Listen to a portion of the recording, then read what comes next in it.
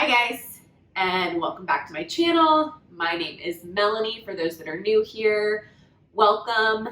It has been a while since I posted a video, and well, there are quite a few changes around here. So actually I did post a short, so if you caught that, then you know that we are expecting our first, and it is exciting, and we are very happy and blessed and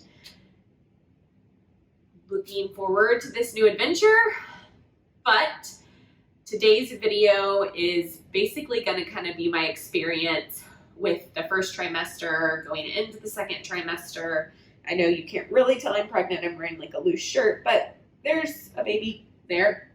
It's slowly growing a little bump. I am 24 weeks tomorrow. I'll be 24 weeks tomorrow, and I would like to say I'm loving pregnancy, but I'm not. And that's okay, just is what it is. But I figured I would kind of share my experience in case anyone has some of these same symptoms I've had, which none of which I was really expecting. I was expecting nausea, I was expecting to be tired, leg cramps, all of those things that I had heard more frequently about. But no, I have to always be the odd ball and basically, forge my own path kind of way. And so I have actually had very strange pregnancy symptoms, which as I've looked more into it, I guess are pretty normal.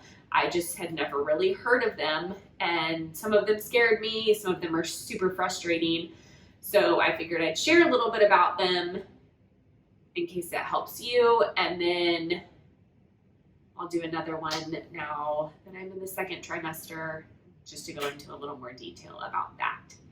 But when we found out we were pregnant, the first few days, I didn't really feel much. I did have slight nausea if I didn't eat, but that was pretty much it in terms of nausea. So I am very thankful that I didn't have a lot of morning sickness, that I wasn't sick. I only threw up one time while I was brushing my teeth.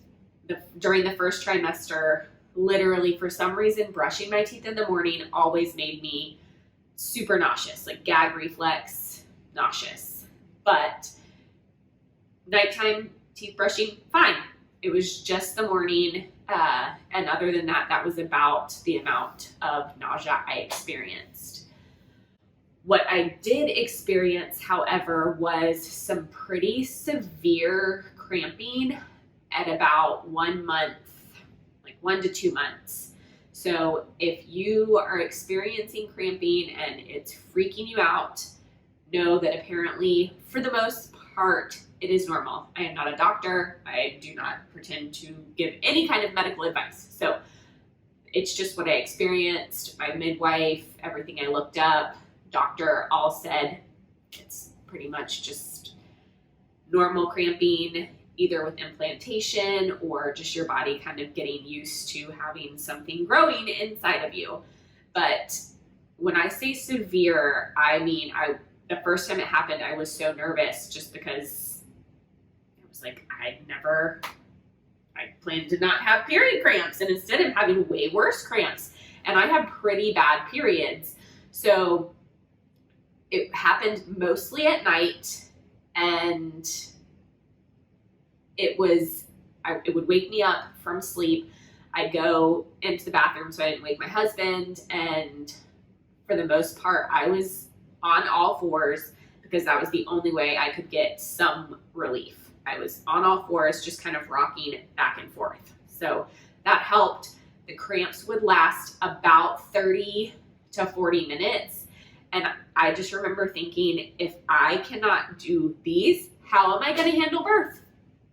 Yes, we're going to see, because I did make it through them. Obviously, you can't take anything, you can't take pain meds. And so I just kind of struggled through them, basically in child's pose or cat-cow prone position on the bathroom floor. Another thing that helped with the cramping was getting into the shower, and I would sit on the shower floor we have one of the detachable shower heads that you can pull down, and I would put that in, like, we have a bar on our shower door. I would stick it in there so that the shower head was like right here. I was sitting here on the shower floor, and the hot water was just kind of running over me, and that seemed to help the cramping as well. Same with getting in the tub. That was another question I had. Can you get into the bath while you're pregnant? Because I know you can't get into hot tubs. So I was like, can I get into a warm bath? Is that going to be a problem? As long as you don't have the bath like 102 degrees, keep it in like the 90s, you're good. I've taken multiple baths throughout my pregnancy. They have been heavenly. I highly recommend them, especially with some Epsom salts. I use Dr. Teal's Epsom salts. The magnesium in them is really good for pregnancy, all of those things. And it's just a nice little bit of relief. So that was my first big symptom that I was not expecting. I was not expecting to have severe cramps. I was thinking, oh, joy, no period cramps for 9 months. As someone who struggles with really bad period cramps, I was really looking forward to it. Thankfully, though, the cramping ended pretty much literally down to the day of the second trimester. I had it early on really bad in the first trimester, and then as I got towards the end of the first trimester, it kind of trickled off. It was mostly just 1 month of some severe cramping, and then it was just kind of minor cramping after that. I will say, putting 2 and 2 together, and I know this is a pretty common issue or symptom of pregnancy, not going to the bathroom. That was my other symptom in the first trimester, and I think correlated a lot as well with the cramping, just weird cramping as well as not being able to go cramping. So magnesium, I have my prenatal supplement. I will do a video kind of sharing what supplements I took, but mine is from Plant Life, my prenatal. I'll look at it. Give me a second. Okay, good thing I looked. Not from Plant Life. I just know that I'm trying to do not a lot of fillers, more natural like supplements. So mine is from Rainbow Light. It is a Rainbow Light. This one's 35 and up, mom and baby. My first one was just a regular Rainbow Light prenatal. This one just happened to be a few dollars off when I went to get it on Amazon, and I couldn't find the initial one that I was taking. Plus I'm 35 and up, so figured I'd go for it. But I'm taking my regular prenatal, but then I also got an additional magnesium support. So this one is from Optimizers Magnesium Breakthrough, and it's got multiple forms of magnesium, enough to get your daily intake. Women and men, a lot of us are really deficient in magnesium anyways, and then add in pregnancy factors, and well, the magnesium support has been crucial. So it helped me stay regular. It's helped with some of the leg cramping, which I haven't had too much of, but it just kind of helps in general. So I did, at the very beginning when I was having the severe cramping, I took Colace for like 3 days, but I did not want to take it. I was really trying hard not to, but a friend had been taking it, recommended it to me, and so I took it for a few days. It helped maybe a little bit, but more so the magnesium has been huge for me, and then just kind of watching like my diet in terms of making sure I'm getting in my greens. I'm not a huge eater in terms of like food or meals. I'm a big snack eater. I eat small things throughout the day, and trying to kind of maintain and get better at that and making sure I'm getting all my nutrients in during pregnancy, that has been tough. So I've just been trying to stay up on that, and that has helped. I eat an apple a day. That has also been really helpful in kind of maintaining regularity. So between the magnesium, an apple a day, it's been helpful. So if that is one of the symptoms you're struggling with, those are two things that have helped me. But the other really weird symptom I had, you probably can't see because my knee is probably not going to be high enough, but my leg got this really weird, it was not a rash. At first I was like, is my knee getting stretch marks? Are these even stretch marks? What are these? I'll show a video of it just so you can see. But one night I was laying on the couch, I looked down at my leg, and it almost looked like I'd been like scratched by an animal or something, but it was super red and it didn't itch. It wasn't really irritated. It was just really red. And that was, again, first trimester, about the first month into pregnancy. And I could not figure it out. I was like, did I brush up against something? I had been over at a friend's house with her dog. Did he scratch me and I just didn't realize? But the side of my knee was definitely not a scratch. It almost had like a big red splotch and then the scratches, and it just wouldn't go away. So it's still somewhat there. It's mostly gone now, but now it just kind of looks like, I don't know, a little brown